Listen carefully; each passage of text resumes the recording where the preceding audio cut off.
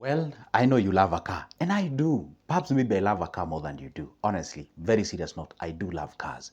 And I believe in a human being who is living, they love cars. And today we're going to talk about things to do with don't rush owning a car. This is what you're supposed to do instead. I'm going to share with you step by step on exactly the thing that I consider. I was shared, this information was shared with me by my financial advisor. Yeah, I do have a financial advisor. I know that sounds strange, but it's true. Just like an iron sharpens another iron, so do we learn from each other. I have some mentors whom I follow. I also pay people to actually gather the information and all those kind of things. And this is what I can tell you. Don't rush to own a car. You'll own it effortlessly without straining. I have somebody who is in America who is a very popular guy. I think it's Kanye West said, if you can't afford it twice, don't buy it. Anyway, that is the point of view. But anyway, today I'm going to share with you areas or what you're supposed to do instead of rushing into owning a car. What do I mean by rushing to own a car? To rush to own a car is a situation whereby you're earning a salary at the end of the month, daily or weekly, depends on when you get paid. And let's say maybe, for example, let's be practical, because on this channel I love being practical. Let's say we have an individual here who, by the way, tell me, whom do you think? By the way, put that on a comment section. Which people or how much do they owe? Okay, let me reframe this question. People or guys who earn which amount of money at the end of the month usually have this rush of owning a car. Sometimes I usually feel like people who own a salary of above 60,000 all the way to 90,000, or let's say 100,000, usually have this rush of owning a car. Let's say use an average of 80,000 at the end of the month, okay? 80,000 at the end of the month. That is your salary, okay? Obviously, I'm saying this is after the deductions and pay as you earn and all those, whatever. This is the net salary I'm talking about. Now, here you are, maybe say at this amount of money, only the car that you're thinking about buying is ranging around, let's say 1.1 to 1.4 million. Let's say you're not talking about, see, these are foreign used cars in Kenya. We import them. Let's say maybe a 2017 car, maybe it can be a Mazda Demio, it can be a Vitz. Vitz a little bit expensive, but it can be a Mazda Demio, it can be a Xela, it can, whatever it is. Let's say it's ranging from that price, all right? So the point is this, because obviously if you think about buying a car, maybe let's say a CX-5, maybe worth 2.83 million or something, you're a little bit off the balance, all right? So let's say that's the car that you're aiming, all right? Now, the point is this. Now, see, it is nothing wrong with you aiming to get a car. The probability of you raising this amount of money, let's take how long? Let's be practical. You earn that amount of money, and perhaps let's say in a typical month, you survive on something to do with like 50,000, all right? Let's say you survive on 50,000 at the end of the month. And then that means that the savable amount that you actually remain with, or your positive cash flow, is actually 30,000 at the end of the month. So the 30,000 at the end of the month, I want you to calculate and tell me how long will it take you to accumulate or get that amount of money that is equivalent to 1 million or something of sort. That's gonna take you a little bit of time, all right? That will take you like a little bit of 35 months or something of sort. That's like how many years? Because 2 years, 24, that's 3 years or something. Let's talk of like a little bit of 3 years, okay? Let's just throw an average figure out there. Let's talk of 3 years, okay? So if you wanna save this for this car by yourself without getting any loan, you're gonna take you, let's say, 3.5 years, okay? All right, because something can happen in between. You don't save your monthly income or something of sort. So let's say you need like an average of 3.5 years for you to accumulate that amount of money, assuming you don't think about nothing else. You don't buy anything, you don't buy a property, you don't develop, you're just saving purposively for a car. You need like 3.5 years to raise that amount of money. All right, now the question is this: you can actually rush to get a car. If you're getting a car, that is for the business. That way there's no problem. You can actually shorten the distance or shorten the period by actually acquiring a loan for you to buy that car. But now the question is this: see, there is an option A, that is of you by saving yourself. There is an option B. Option B is you going out there. Let's say maybe you save this amount of money, that is 30,000. Let's say if you were to save it like 10 months. If you have to save it for 10 months, you're going to get yourself like 300,000, all right? You're going to get yourself 300,000. So if you have 300,000 in Kenya, I don't know whether you're watching from this, whatever country you're watching from, I don't know whether you guys have this kind of a thing. With 300,000, you can actually set it aside as a what? As a percentage of maybe this is like a 30% or something. You can set it aside, you go pay these guys, and then the remaining amount of money, which is like say you buy the cheapest one of 1.1 billion, you have an outstanding of 800 Gs that you need to pay at the end of a given period. Maybe let's say it's 48 months, that is 2 years or something of sort. And probably by the time you're paying this amount of money, and maybe they tell you to pay something like 25,000 at the end of the month. All right, by the time you're doing the clearance of that particular period of time, perhaps you're gonna pay this with an extra of like 70,000 or maybe say 100,000. You're gonna pay it at 100K at that period of time. See, now the problem is this car that you buy, it's actually a liability. Okay, it's a liability. You have not calculated things to do with the services. You have not calculated things to do with the services. You've not done to do with things we call the fueling, and this is what actually costs a lot of money and all those kind of things. Yeah, it is true. It ups your status. It ups your status.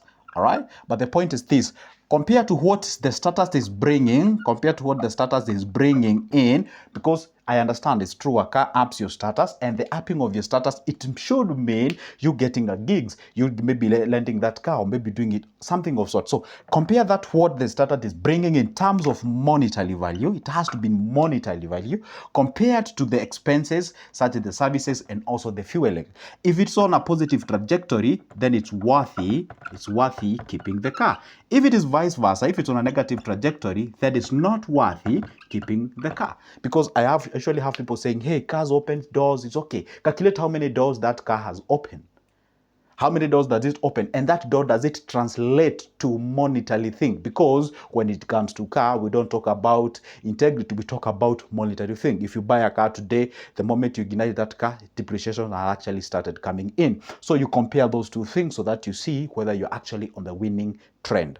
All right, you see what? There's something called delayed gratification. What if you do this, all right? You use the same amount of money that you're setting aside each and every month, and this money, instead of putting in a bank account somewhere, maybe fixed or something of sort, or instead of committing 25,000 to someone where you're paying for a liability item, how about if you were to channel this money towards an investment? How about maybe perhaps you say, hey, guess what? I have this an upward of 300 Gs. Instead of taking this 300 Gs and giving it to somebody for the purpose of acquisition of a car, how about I take my bonds, I take this 300,000, put in a treasury bond, for example. Right now, when you're talking about treasury bonds, we are talking about an average of 18%.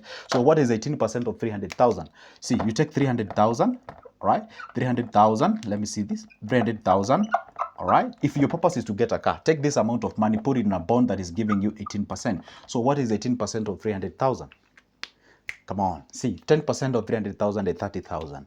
So 8% of that should be like stock of like 60,000 or something. No, 50 something thousand. Talk of 55,000. All right, 55,000. That's what you get at the end of the year. So this 55,000, and remember what? If you put that amount of money in a whole stretch of an year, remember you're doing a contribution of 30,000 continuously. You're doing a contribution of 30,000 each and every year. So definitely you cannot invest in a bond if you have less than 50,000. What if you invest this month, the next month you get 60,000, you take 50,000, 50K, put it in a bond. Put it in a bond that is subjected, let's say, to 16%, all right? And then once you do exactly that, let's say at an every period of 2 months, you're investing on a bond at 50K with this return rate. Guess what happens? Then it means in a period of 12 months, you're going to have actually what? 6 times that you've put 50,000. Then you're going to have yourself another 300,000, which is subjected again to that percentage. And then you have yourself like 110,000. And then what happens? There is a 10K that is hanging around. You can take this 10K, put it in an MMF. When you put it in an MMF, because an MMF you can put as low as 10,000. Once you put it in an MMF is giving you like an average of 13%. And then continuously, each and every month you're putting that, each and every 2 months you're again putting 10,000. Therefore, it means you're putting 66 times 10,000, you put yourself like 60,000 somewhere. So that 60,000 somewhere again is subjected to this percentage. Come on, guess what is happening? Now, what you do now, you take a loan against that bond. Come on, you now take a loan. Instead of now using your money to buy this car, now you take a loan against that bond. See, now what happens, that bond you're going to be paying your loan. And then let's say you go for the next 4 years to reservice that specific loan. And maybe let's say that bond goes for 8 years, like the one that you have like 8.5 years. Guess what happens? By the time now you're clearing that, you're going to actually use like the half of the period to repay back your money, to pay back for the car. And then at the end of the maturity of your bond, you're going to get back your money with an extra income in that specific time. And by the way, those people who are building can actually use this type of a formula. Let's say you have like 2 million or 3 or 4 million with you, and maybe you have you need like an extra. Let's say you have like 2 million, you need an extra of like 3 million. You can take the existing 2 million, put it in a treasury bond in a period of, let's say, like 10 or 8 years or 7 years, and then take a loan against that bond. If you calculate that, what you stand to gain at the end of the period of 8 years, for example, if you take 2 million, you put it in a bond that is giving you 18% at the period of 8 years. How much is that? What is 18% of 2 million? Then you calculate that amount of money, then multiply that by 8. Let's be practical. What is 10% of 2 million? It's 200,000. So then it means if you want to know how much is 18%, so that would be like around, because it becomes like 10% becomes 100. Let's say it's like 280,000. That is the percentage, that's the amount of money that you get at the end of the year. So 280,000, that's what you get, 280,000 at the end of the year, 280,000.